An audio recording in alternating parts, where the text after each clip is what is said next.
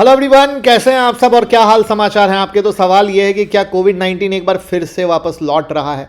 2020 का वो मनहूस साल आप लोगों को याद होगा जब हर रोज 2 लाख से ज़्यादा केस रिपोर्ट हो रहे थे, जब लोग ऑक्सीजन सिलेंडर के लिए सड़कों पर तड़प रहे थे। एक हफ्ते में 35,000 से ज़्यादा ऑफिशियल डेथ थी, अनऑफिशियल की तो बात ही नहीं करते हैं। अब बात यह है कि 2025 में भी कोविड का नाम एक बार फिर से चर्चा में है। मैं खुद सिंगापुर में अभी आया था और सिंगापुर से आगे ऑस्ट्रेलिया भी गया था।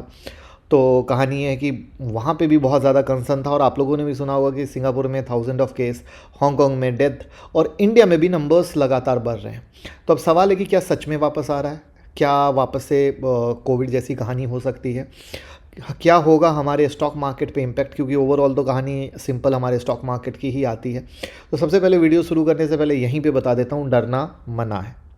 अगर किन्हीं को यहीं से वीडियो बंद करनी हो तो वो वीडियो बंद कर सकते हैं कि डरना मना है। लेकिन मेरा ये मानना है कि अगर हम स्टॉक मार्केट में ट्रेडर और इन्वेस्टर हैं तो ऐसी न्यूज़ क्यों हो रही है, किस लिए हो रही है, ये समझना बहुत ज़्यादा ज़रूरी होता है, जिससे कि कोई ऊपर नीचे की कहानी हो तो हम समझ जाएं। तो इस बिग गुड न्यूज़, हमारा नेक्स्ट बैच 25 मई से शुरू हो रहा है रात के 9 बजे, जहां बेसिक से एडवांस तक स्टॉक मार्केट, क्रिप्टो सब कुछ सिखाते हैं। इंट्राडे, स्विंग, पोजिशनल सब कुछ कर सकते हैं। हैंड होल्डिंग सपोर्ट मिलता है, रिवीजन मिलता है, आपको स्क्रीनर मिलता है जिससे क्विकली स्टॉक सेलेक्ट किया और ट्रेड किया और एग्जीक्यूट किया और पैसा कमाया।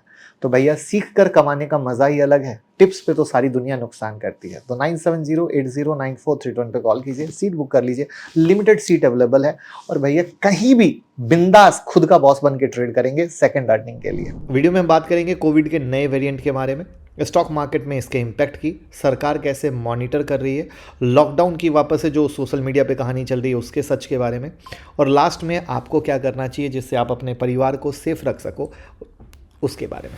तो सबसे पहले बात करते हैं कि क्या कोविड सबसे वापस से आ गया है। तो इसका जवाब है शायद हाँ। देखिए, शायद हाँ।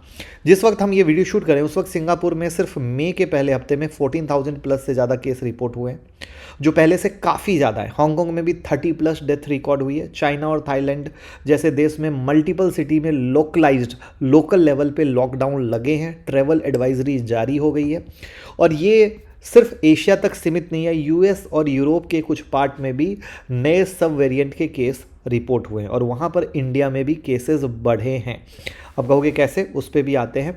तो अब तक इंडिया में 250 प्लस एक्टिव कोविड-19 केस रिपोर्ट हुए हैं। सिर्फ पिछले एक हफ्ते में 160 प्लस नए केस आए हैं और ये तब जब टेस्टिंग काफ़ी कम है।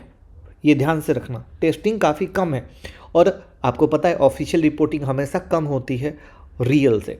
मतलब ये कि वायरस एक बार फिर से धीरे धीरे चुपके एक्टिव हो रहा है, लेकिन हम अभी भी उसे लाइटली ले रहे हैं। आज भी इंडिया में बिंदास आईपीएल चल रहा है, सब लोग नॉर्मल हैं, लेकिन अंदर से एबनॉर्मल है। हम अगर बात करें बिग बॉस की, शिल्पा शिरोडकर जो बॉलीवुड एक्ट्रेस रह चुकी है, वो भी कोविड का शिकार हो चुकी है। हरभजन सिंह ने खुद अपने फॉलोअर से अपील की है कि मास्क पहनिए, सतर्क रहिए।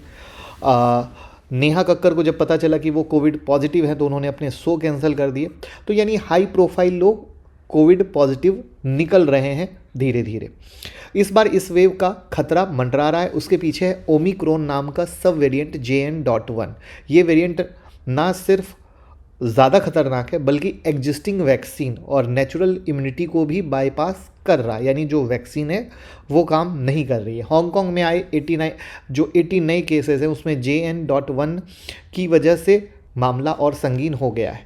तो अब बात करते हैं स्टॉक मार्केट पे इम्पैक्ट का। तो हमने 2020 में देखा था कि कोविड के कारण स्टॉक मार्केट अपने हाई से 40% गिर गया था। तो कौन कौन लोग कोविड वाले हैं और कौन कौन लोग 2023-24 वाले हैं, कमेंट में ज़रूर बताइएगा।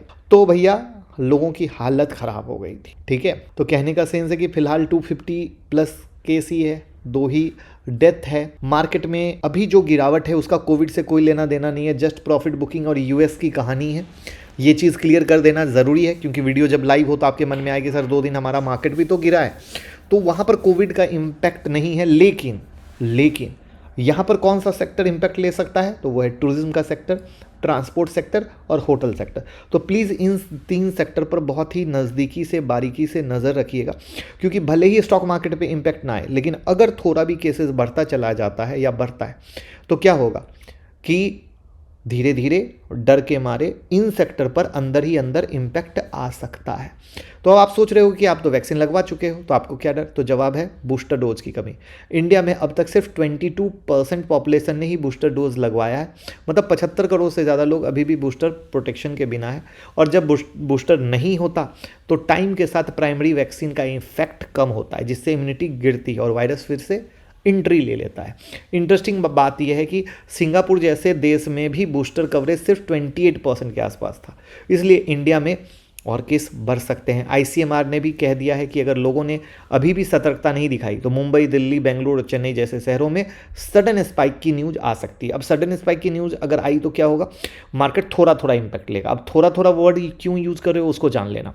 जब पहला कोविड आया था तो मार्केट में दबा के गिरावट आई थी, लेकिन उसके बाद जब कोविड आया तो मार्केट उतना नहीं गिरा, क्योंकि मैंने एक चीज़ आप लोगों को सिखाई है, मार्केट जब मतलब जैसे सडन एकाएक पहला थप्पड़ मारो इंसान गिर जाता है, दूसरा थप्पड़ मारो फिर थोड़ा सा गिरता है, और तीसरे चौथे थप्पड़ के बाद मार्केट या इंसान को कोई असर नहीं पड़ता, क्योंकि वो थित्थर हो जाता है। तो हमारे मार्केट के साथ भी यही कहानी है। जब आप वॉर के अंदर भी घुसते हो तो आप सुनते हो कि जब यहाँ वॉर हुआ, तो इन कहानियों के आधार पर मार्केट में सडन पैनिक ज़्यादा आता है, लेकिन जब वही न्यूज़ लगातार चलती है तो कोई इफेक्ट नहीं आता। रसिया यूक्रेन उसका एग्जाम्पल है, भारत पाकिस्तान उसका एग्जाम्पल है। तो ये चीज़ आपको समझनी पड़ेगी, क्योंकि सोशल मीडिया पे आपको पता है कि टीआरपी के चक्कर में बहुत ज़्यादा हवा क्रिएट किया जाता है, और उस हवे में लोग डरने लगते हैं, और जो लोग मार्केट में नए आते हैं वो गलती से या डर के मारे अपनी पोजीशन को कट करने लगते हैं। तो हमें अपनी पोजीशन को गलती से भी कट नहीं करना है, बल्कि न्यूज़ पर ध्यान देना है। और ये जो भी अगर इम्पैक्ट होता है वो शॉर्ट टर्म होगा, क्योंकि पता है जब कोई नई चीज़ आती है और हम उसको कैसे हैंडल करेंगे हमें पता नहीं होता है, तो वो इम्पैक्ट काफ़ी बड़ा होता है। बट कोविड अब हमारे लिए नया नहीं है, क्योंकि कोविड एक बार आने के बाद कई बार कोविड आया कहानी होकर थित्थर बन चुके हैं। तो सेम कहानी इस बार भी है। और प्लस आपको पता ही है कि अब मेडिकल फील्ड में भी पैसा कमाने के लिए कोविड का नाम बहुत बड़ा हो चुका है, क्योंकि यहाँ से अर्निंग बहुत बड़ी आती थी।